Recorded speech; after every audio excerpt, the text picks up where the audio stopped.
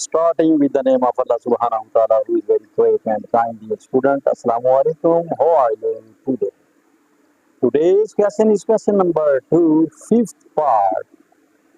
We are solving the partial fraction mathematics of 10th class exercise 4.4. Let's look at the board word now. Dear student, ये हमारा question number 2 है, fifth part. हमने equation number 2 को multiply किया. Multiply करने के बाद ये वाला स्टेप आ गया. फिर हमने कंपेयरिंग स्टार्ट की. कंपेयरिंग से हमें the value of a is equal to 1 and the value of b is equal to 0 मिली. हमने क्या फाइंड किया? a की वैल्यू को और b की वैल्यू को. अब कंपेयरिंग जो है वो कंटिन्यू है. इसको स्टार्ट करते हैं. Comparing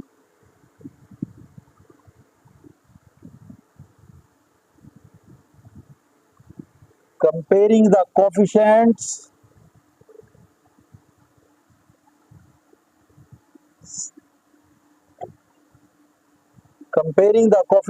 of.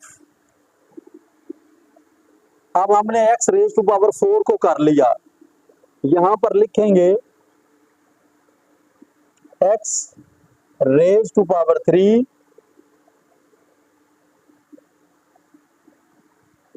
And x raise to power 2.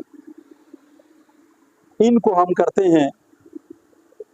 अब ये जो x रेज टू पावर 3 है, नोमिनेटर से चेक करेंगे कि नोमिनेटर में x रेज टू पावर 3 है, यहां पर नहीं है.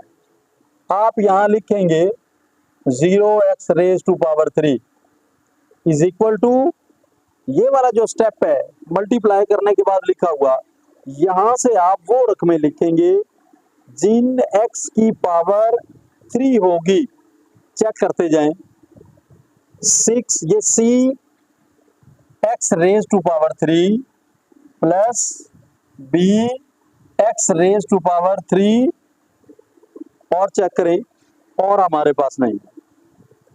अब ये आ गया जी 0 x raise to power 3 is equal to, यहां से कॉमन लेते हैं, x raise to power 3 into c plus b आ गया क्लोज. इसको डिवाइड करेंगे हम x रेज टू पावर 3 पर. 0x raise to power 3 divided by x raise to power 3 is equal to x raise to power 3 divided by x raise to power 3 into c plus b close. ये cancel out हुआ, ये 0 आ गया. 0 is equal to c plus b. अब c plus b हमारे पास 0 के equal है. अब c या b दोनों में से किसी एक की वैल्यू होनी चाहिए, तो b इज इक्वल टू 0 है. यहां पर पुट करेंगे 0 is equal to c plus 0.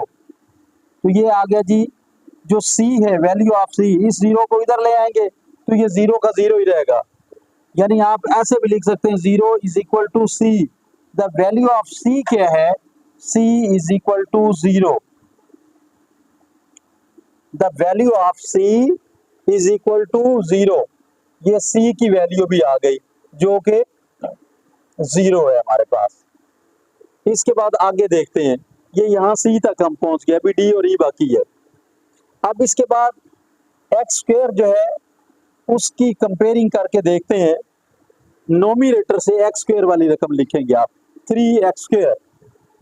ये आ गया जी 3x square is equal to, ये जो हमारा स्टेप है इसमें से एक्स स्क्वायर वाली रकमें लिखनी है हमने. ये आ गई 2ax स्क्वायर. 2ax square. उसके बाद आगे देखते जाएं, एक्स स्क्वायर ये आ गया plus cx square plus cx square.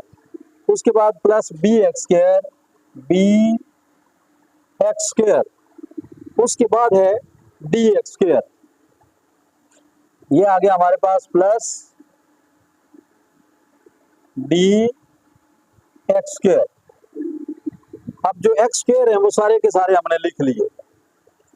अब यहां पर आ गया जी 3x स्क्वायर, ये 3x square is equal to, यहां से कॉमन लेते हैं तो कॉमन आ गया एक्स स्क्वायर इंटू ब्रैकेट के अंदर आ गया 2a plus C plus B plus D close. अब एक्स स्क्वायर पे इसको डिवाइड कर देते हैं हम, ये आ गया 3x square divided by X square is equal to X square divided by X square into 2a plus C plus B plus D close.